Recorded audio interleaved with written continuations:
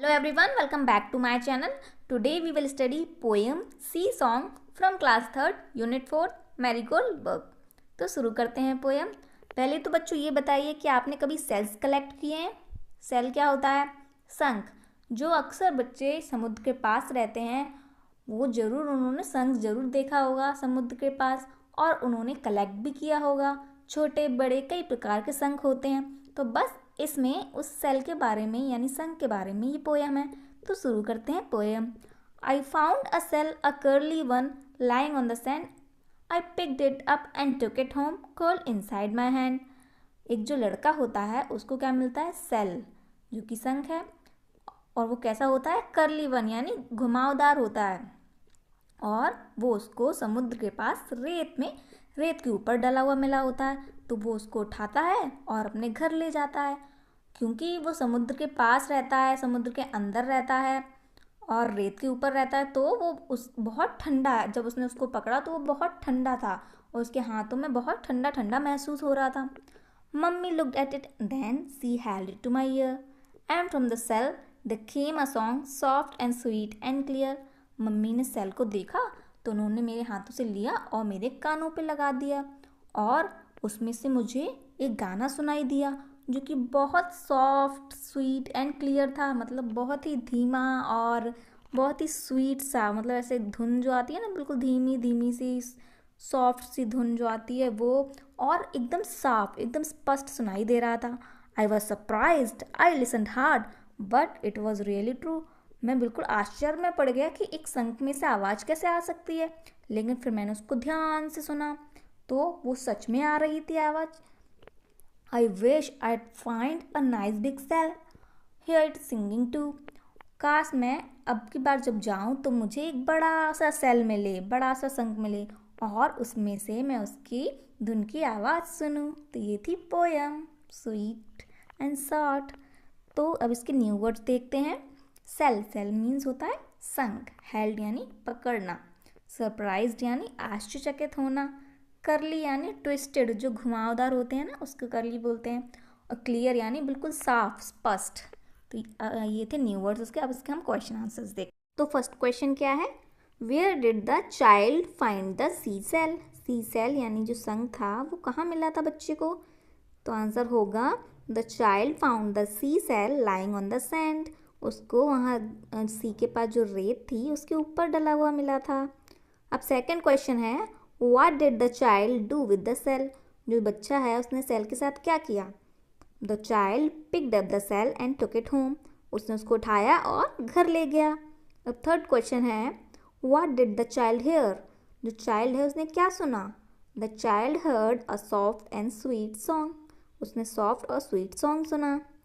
अब नेक्स्ट देखते हैं, word building. Pick the rhyming word from this box and pair them in the spaces below, the first one has been done for you. अब इसमें क्या rhyming जो words हैं वो आपको पिक करने हैं। जो ऊपर जो बॉक्स है ना ब्लू कलर का, जैसे फाउंड का साउंड एक उन्होंने करके बताया, फाउंड का साउंड हो जाएगा। ऐसे ही टुक का क्या होगा? लुक। कोल्ड बोल्ड, ऐसे ही आपको 5 हैं वो लिखने हैं। देखो, फाउंड का तो साउंड दिया ही है, कोल्ड का बोल्ड हो जाएगा, टुक का लुक हो जाएगा, सैंड का हैंड हो जाएगा और मम्मी का टमी हो जाएगा। अब नेक्स्ट देखते हैं, fill in the blanks with the opposite word choosing from the box below, the first one is done for you. अब इसमें क्या अपोजिट वर्ड्स लिखने हैं? जो बॉक्स है उसमें वर्ड्स दिए हैं, उसी में से आपको फाइंड करना है और लिखना है। जैसे कि फाउंड, फाउंड यानी खो जाना होता, फाउंड यानी ढूंढना मिलना होता है, तो उसका खो जाना होगा तो लॉस्ट एक दिया हुआ आपको। ऐसे ही कुछ वर्ड्स दिए गए हैं, जैसे कि हार्ड यानी सख्त होता है, तो हार्ड का क्या हो जाएगा? सॉफ्ट। इनसाइड का आउटसाइड। टुक यानी लेना होता है, तो लेने का क्या हो जाएगा बताओ? गेव, देना। बिग का हो जाएगा, बिग मीन्स होता है बड़ा, तो बिग का शॉर्ट हो जाएगा। ऐसे ही कुछ वर्ड्स दिए हैं, जैसे पिक दिया है, ट्रू, कर्ली, हार्ड का सॉफ्ट, इनसाइड का आउटसाइड, ट्रू का फॉल्स, स्वीट का बिटर, पिक यानी लेना, ड्रॉप छोड़ना, टुक, गेव बिग स्मॉल, केम आना होता है तो वेंट यानी गया, कोल्ड का ठंडा तो हॉट, कर्ली का ट्विस्ट मतलब घुंघराले, और स्ट्रेट का एकदम सीधा, टॉल यानी लंबा, शॉर्ट यानी छोटा। तो ये हो जाएंगे अपोजिट वर्ड्स। ओके, नेक्स्ट देख। तो देखो अब इसमें क्या दिया गया है, एक पोएम सी दी गई है। The sea is big, the sea is big, it is very very big, you can not see the other side of the sea, you can cross the sea is a ship, but you must go for many many days.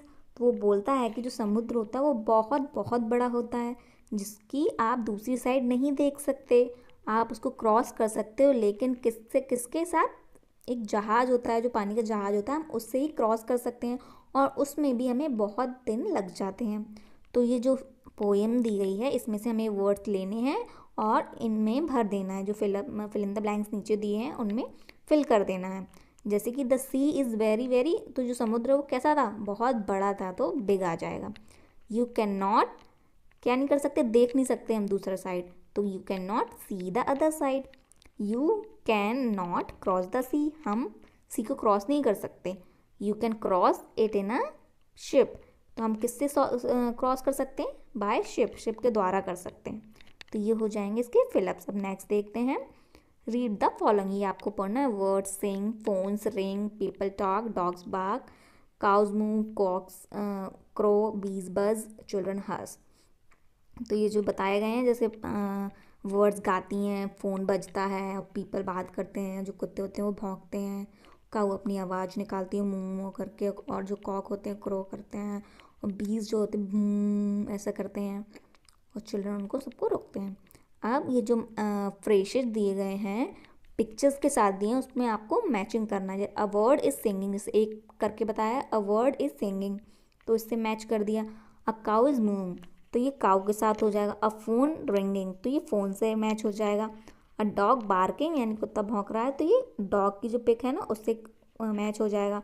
A cock crowing, तो ये जो मुर्गा है ना उससे हम match कर देंगे। तो ये थे हमारी पोएम और इसके क्वेश्चन आंसर, वर्ड मीनिंग सब कंप्लीट। आई होप आपको अच्छी लगी हो। अच्छी लगी है तो चैनल सब्सक्राइब कीजिए, वीडियो को लाइक करें और शेयर करें। Thank you for watching.